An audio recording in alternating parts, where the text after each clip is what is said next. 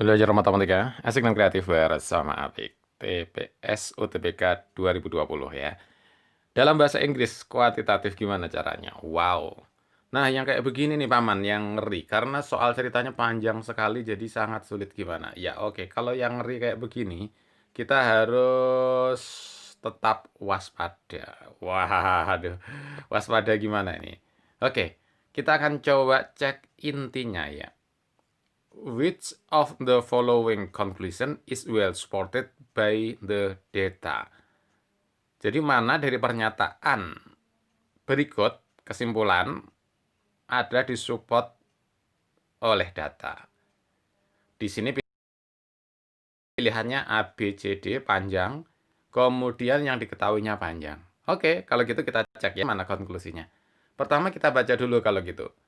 A researcher wanted to know. Seorang peneliti ingin tahu. If there is an association, apakah ada asosiasi between exercise and sleep, antara latihan dan tidur, latihan olahraga barangkali ya dan tidur, for the population of 16-year-old, untuk populasinya usia 16 tahun di the United States, di US ya, di Amerika. Itu tujuannya, ingin tahu ada asosiasi antara exercise dan tidur. Kesimpulannya adalah nanti bisa ada asosiasi, bisa tidak ada asosiasi. Begitu. Kita cek yang A misalnya. There is a positive association. Oh, berarti ada asosiasi. Between exercise and sleep for, nah, dan seterusnya ya. Jadi A mungkin benar, mungkin salah. Yang B, there is positive association, ada asosiasi in the world. Nah, ini salah. Di dunia, nggak ada hubungannya dengan dunia. Kita sedang bicara US, United States, gitu ya. Kemudian jadi yang B ini pasti salah karena dia melebar ke dunia, ya. Pasti tidak ada datanya. Karena datanya tadi mencari di US. Oke ya.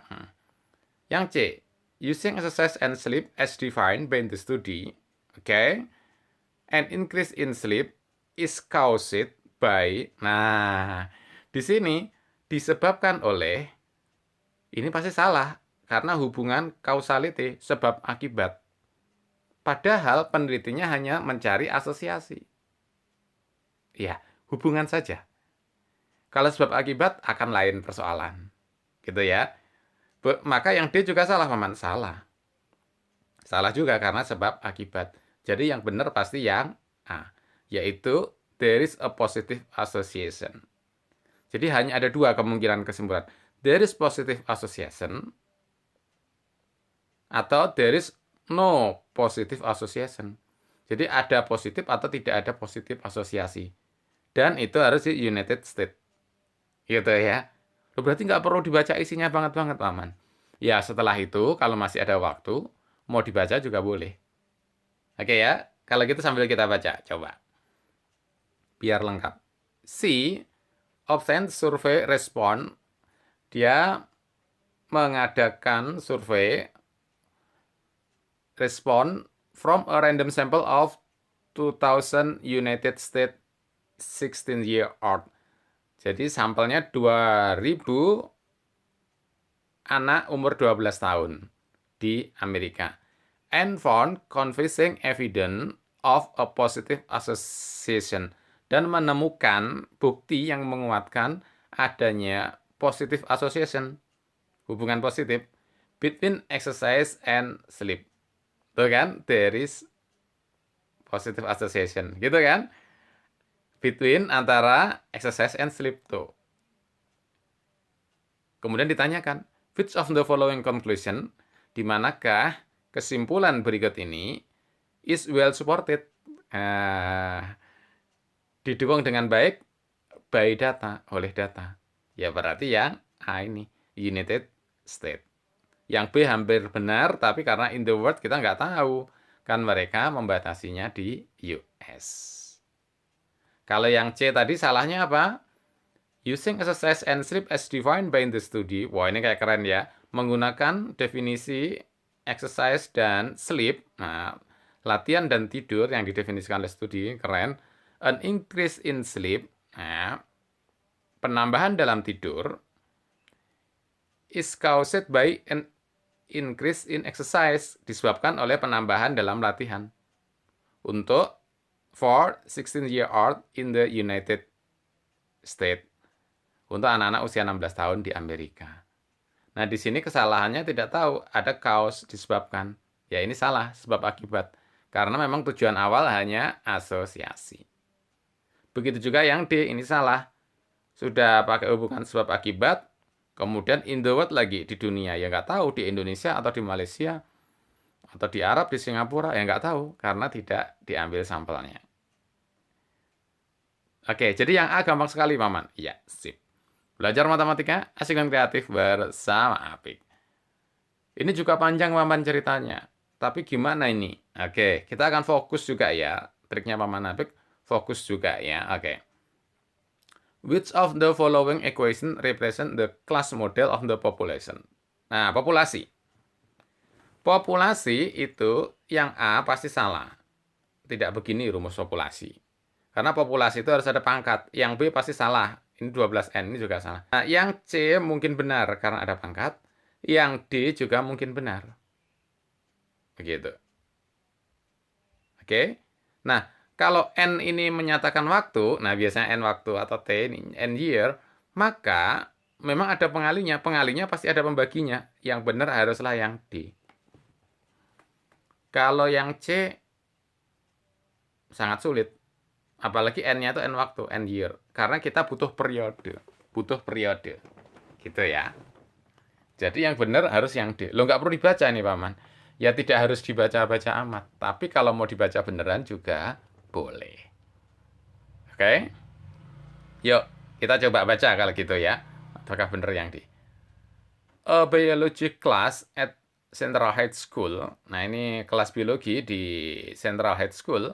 Predicted that a local population of animal, jadi populasi lokal dari binatang, will double in size every 12 years.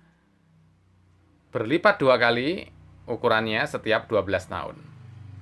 The population at the beginning, populasinya pada awal of 2040, awal pada 2014, was estimated to be 50 animal.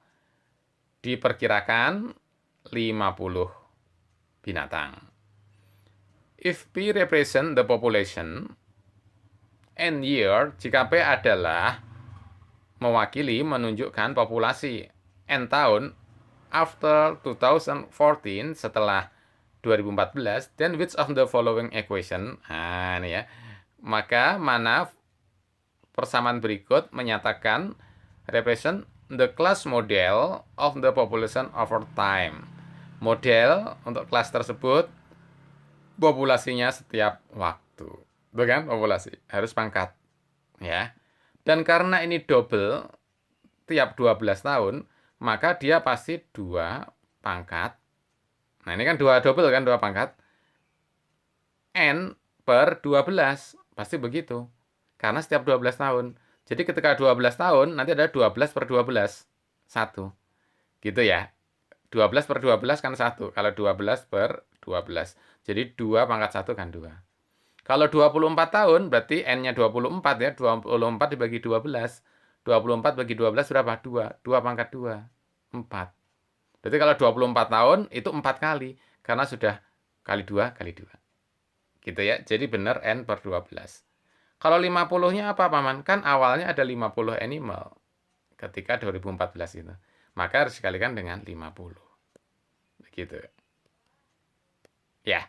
Nah, ini bisa juga kalau kita mau ngecek cara biasa, ya gini aja lah. Pokoknya kalau 12 tahun kan berlipat 2 kali. Jadi yang tadi 50 ketika 12 tahun berarti kali 2 adalah 100. Begitu kan?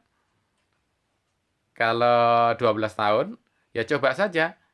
Ini kalau N-nya kita masukkan 12, berarti kan 50 kali 2 pangkat, nah 12 per 12 kan, 12 per 12 adalah 1. Gitu ya. 2 pangkat 1 ada 2, 2 kali 50. adalah 100. Tuh, bener. Ketika 12 tahun, itu berlipat 2 kali. Maka kalau 24 tahun harusnya, Paman, kalau 24 tahun, harusnya berlipat 2 kali lagi dong, kalau 24 tahun. Kalau 24 tahun, harusnya berlipat 2 lagi, berarti itu tadi udah 100, dikalikan 2 lagi, Paman. Berarti 200, harusnya begitu ya. Atau mulanya 50, kalau 24 tahun kan kali 2, itu 12 tahun, kali 2 lagi. 50 kali 2, 100, 100 kali 2, 200. Iya, betul juga kan? Maka rumusnya kan kalau kita masukkan 50 kali 2 pangkat. Nah, N per 12. Begitu. Karena N-nya 24, ya berarti 24 dibagi 12. 24 bagi 12 berapa? 2. Begitu kan? Nah, 24 bagi 12, 2. Maka ini 2 pangkat 2. 2 pangkat 2 itu 4. 4 kali 50 adalah 200. Nah, boleh. Menurut cek gitu aja boleh. Jadi jawabannya benar yang D. 52 pangkat N ber 12. Belajar matematika, asik dan kreatif bersama Apik. Tadi kok Paman Apik bisa triknya cepat langsung tanpa menghitung gimana? Ya, kalau kita kenal namanya populasi, ya, populasi over time, itu tidak mungkin pakai perkalian. Harus pakai pangkat. Jadi 50N, 12N sudah pasti salah. Kemudian yang C tadi 12N juga salah karena N-nya menyatakan waktu. Karena harus per, waktunya per tahun. Jadi N per 12. Ini biasanya waktu paruh gitu ya. Atau waktu dobling ini, waktu kebalikan paruh ya. Waktu berlipat ganda. Jadi kalau kita punya populasi binatang, atau Paman Apik juga sering misalkan bakteri, mula-mula misalnya adalah 10. Kemudian setiap berapa menit? 5 menit itu berlipat 2, jadi 20. 5 menit berlipat lagi 2, jadi 40. Misalnya gitu ya. Ini setiap 5 menit. Maka populasinya gimana? Karena berlipat 2 ini juga sering. Ya, maka 2 pangkat N itu waktunya dibagi 5 menit kan? Setiap 5 menit dibagi 5. Begitu. Tapi mula-mulanya 10, Paman. Ya sudah, berarti dikalikan dengan 10. 10 kali. Sehingga kita bisa mencari setelah 5 menit. Nah, setelah 5 menit apakah benar 20? Oke, kita cek saja. 10-nya kan awalnya pengali. Setelah 5 menit berarti kan nanti ada 2 pangkat 5 per 5. 5 per 5 berapa? 5 per 5 kan 1. 2 pangkat 1 adalah 2. Gitu ya, 2 pangkat 1 adalah 2. 2 kali 10, tuh 20. Benar setelah 5 menit. Oke? Kalau Paman Apik tanya, setelah 20 menit, berapa populasinya setelah 20 menit? Sebenarnya kalau mau dihitung cara begini boleh saja. Tapi tadi kan pertanyaannya rumusnya, kan gitu rumusnya kan. Nah, sekarang kita akan menguji rumusnya ini. 10 kali 2 pangkat N per 15. Jadi kalau 20 menit, ya 10 setelah 20 menit ya, kali 2 pangkat N-nya adalah 20 per 5. 20 bagi 5, 4. Gitu kan? Jadi berapa jawabannya setelah 20 menit? Yang sudah tahu silahkan tulis di komen chatting bawah ini. Belajar matematika, asik dan kreatif bersama Apik. Silahkan like, subscribe, dan share. Terima kasih.